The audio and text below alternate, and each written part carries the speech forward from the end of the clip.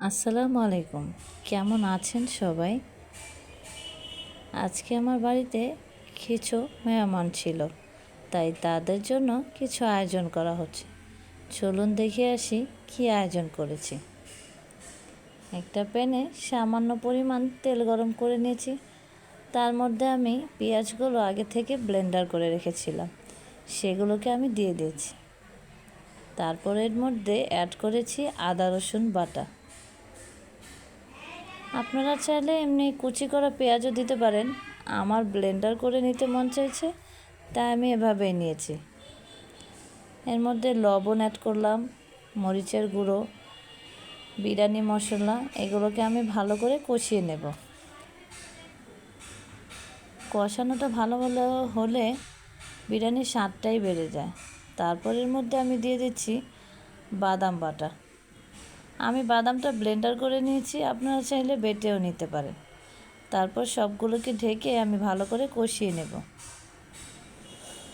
কষানোটা perfect করতে হবে, তাহলে বিরিয়ানির স্বাদটাও বেড়ে যাবে। যে পর্যন্ত বিরিয়ানিতে তেল উঠে না আসবে মশলায়, ওই পর্যন্ত কষাতেই থাকবেন। তারপর এর মধ্যে আমি আলু বখরা অ্যাড করে দিয়েছি আর চিকেনগুলো দিয়ে দিয়েছি।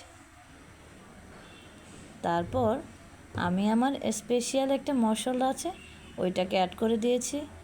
ভালো করে নাড়াচাড়া দিয়ে আবার একটু ঢেকে রাখবো, কারণ ভালো করে এটাকেও আমি কষাবো। না কষালে ফ্লেভার আসবে না আর খেতেও মজা লাগবে না। তাই তারপর একটা পাতিলে তেল নিয়ে চালগুলোকে আগে ভাজা ভাজা করে নেব। ভাজা ভাজা করে নিলে আপনার রাইসগুলো একবারে ঝরঝরে হবে, কোনো নরম টরম কিচ্ছু হবে না। হালকা করে ভেজে নেবেন, ভেজে নেওয়াটা ভালো। তারপরে যার যার খুশি সামান্য একটু লবণ অ্যাড করে দিয়েছি। আপনারা আপনাদের ইচ্ছা মতো লবণ স্বাদ মতো দিয়ে নেবেন, যে যতটুকু লবণ খায় তার পরিমাণ মতো। তার মধ্যে অ্যাড করে দিলাম সামান্য পরিমাণ পানি। পানিগুলো আমি মেপে নিয়েছি, যার যতটুকু চাল সে সেই পরিমাণে পানি অ্যাড করে নেবেন। চাল বুঝে পানিটা অ্যাড করলে আমার কাছে মনে হয় বিরিয়ানিটা একবারে ঝরঝরা হয়। তাই আপনারা পরিমাণ মতো মাপ করে নেবেন। 1 কেজি চালে 1.5 কেজি পানি লাগবে, ওই আন্দাজ করে তারপরে নিয়ে নেবেন। চালটা একটু দম হয়ে আসলে এর মধ্যে আমি আগে থেকে কষিয়ে রাখা মাংসগুলোকে অ্যাড করে দেব।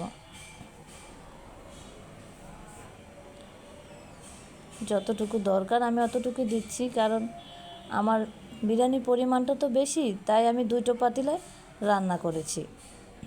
সবগুলো মাংসকে দিয়ে ভালো করে নাড়াচাড়া দিচ্ছি। নাড়াচাড়া দিয়ে তারপর আমি এটাকে দমে বসিয়ে দেব।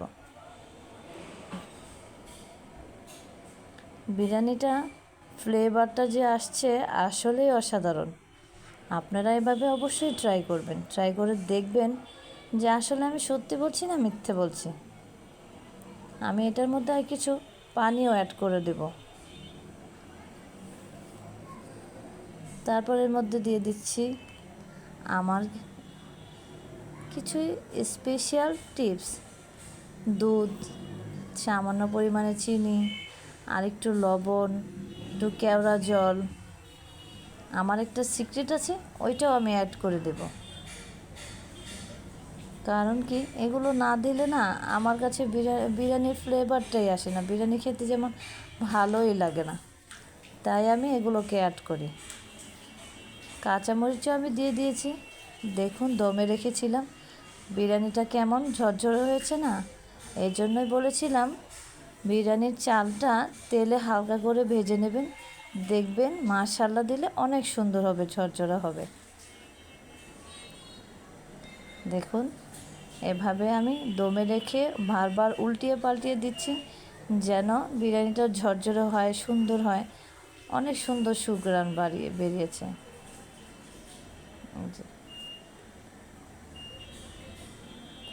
এই তো হয়ে গেছে আমার বিরিয়ানি। আপনারাও অবশ্যই ট্রাই করে দেখবেন আমার মতো।